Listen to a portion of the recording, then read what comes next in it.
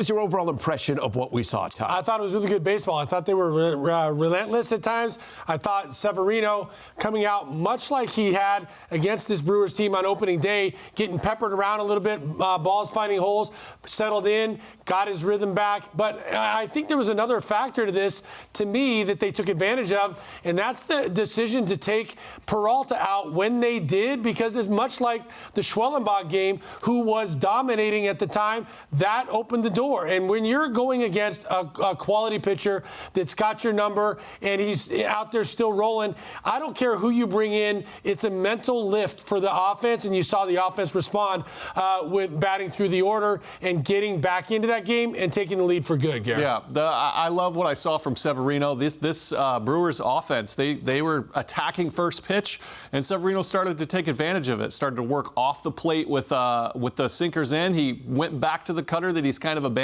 towards the latter half of the season against those lefties to get off of the barrel and get some quick outs.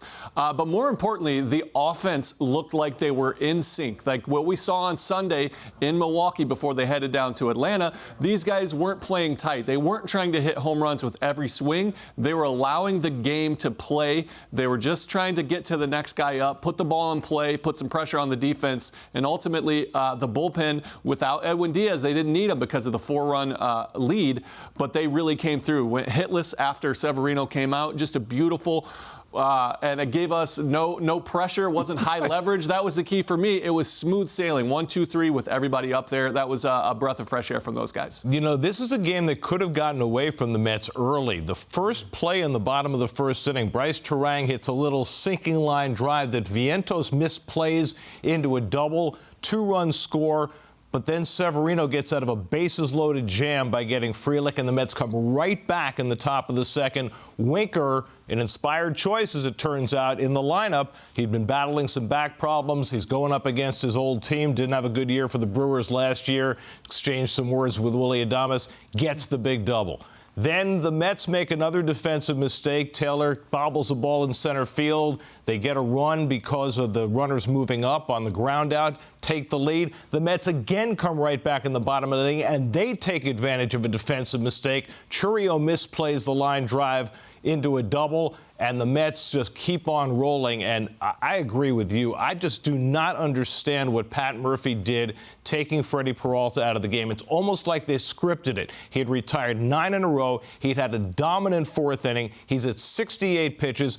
And I know the Brewers' strength is their bullpen, but you have to use your eyes. Peralta was right in the groove, and taking him out of the game gave the Mets a shot in the arm. It did. It made no sense in that situation. And he was interviewed during the course of the game, and he said he didn't feel like he had it at that point. He thought enough was enough there. I agree with you, Gary. Did not understand it. One point on that, because of what he said, I thought actually was counterintuitive to playoff baseball. He said, this is playoff baseball. The pitch count doesn't matter. Well, yeah, in playoff baseball, the pitch count doesn't matter. He doesn't have to come back and pitch tomorrow. He had 68 pitches. You let the guy go that's dominating the other team. So I thought that was an ironic answer to that, and proved to me to be the big sort of catalyst that got the Mets going. And I thought that with two rookie managers going head-to-head in their first postseason game, Carlos Mendoza completely outmanaged Pat Murphy. The fact that Murphy brought in the left-hander to face Winker, who might have hurt himself coming out of the box on the previous at-bat, don't know if he would have been able to bat anyway,